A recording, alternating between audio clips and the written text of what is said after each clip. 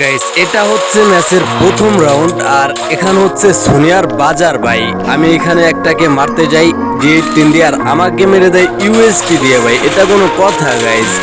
আর আমার একটা টিমমেট ভাই নুবরার মতো এসে আমাকে রিভাইভটা করে দেয়, বাট আমার এইচপি হচ্ছে 22। আর এইখানে আমি হচ্ছি মানে ভয়ের মধ্যে পড়ে যাই।